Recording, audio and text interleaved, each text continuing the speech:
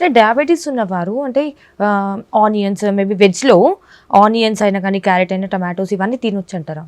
అన్ని కూరగాయలు తినొచ్చండి. డయాబెటీస్ ఉంటే మనం ఏమి అవాయిడ్ చేయాలి అంటే దాంట్లో మేబీ వెజ్లో ఇలాంటి టమాటో అవన్నీ క్యారెట్స్ ఇవన్నీ తినొచ్చు అంటున్నారు.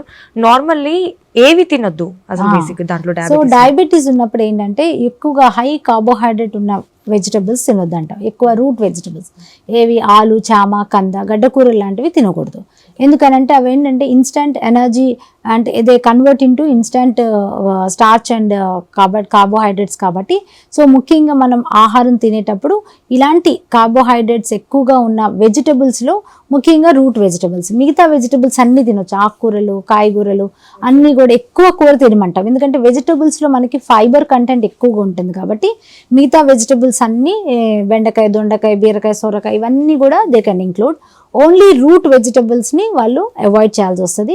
అండ్ అది కూడా ఏంటి, ఎవరైతే షుగర్స్ అన్కంట్రోల్ షుగర్స్ ఉన్నవాళ్ళు, అదే షుగర్స్ మంచి అబ్సల్యూట్ కంట్రోల్లో పెట్టుకొని మంచిగా వాటిని మేనేజ్ చేసుకునే వాళ్ళైతే ఎప్పుడన్నా ఒకసారి ఆలు అలాంటివి తిన్నా కూడా they can cut down little bit of rice amount, కొంచెం ఆలు కర్రీ వేసుకోవచ్చు. అంతేగాని నాట్ రైస్కి ఆలు ఇవన్నీ కూడా, ఎందుకంటే both are same carbohydrates. So అందువల్ల ఆలు కట్ చేసి రైస్ క్వాంటిటీ ఎనీవే రైస్ మనం తింటాం కాబట్టి దాన్ని ఇంక్లూడ్ చేసుకోవచ్చు. అందువల్ల ఈ రూట్ వెజిటబుల్స్ని అవాయిడ్ చేయాలి. క్యారెట్, బీట్రూట్ అన్నవి మనం రెగ్యులర్గా include because they contain lot of fibre, కాకపోతే రా తినొచ్చు. లైక్ సాలడ్స్లో మీరు క్యారెట్, బీట్రూట్ స్లైసెస్ పెట్టుకోవచ్చు, లేకపోతే క్యారెట్, బీట్రూట్ జ్యూస్ తాగుతుంటారు వితౌట్ యాడెడ్ షుగర్. సో అలా చేయొచ్చు. కానీ పొటాటో ఇలాంటివన్నీ కూడా తగ్గించుకోవాలి.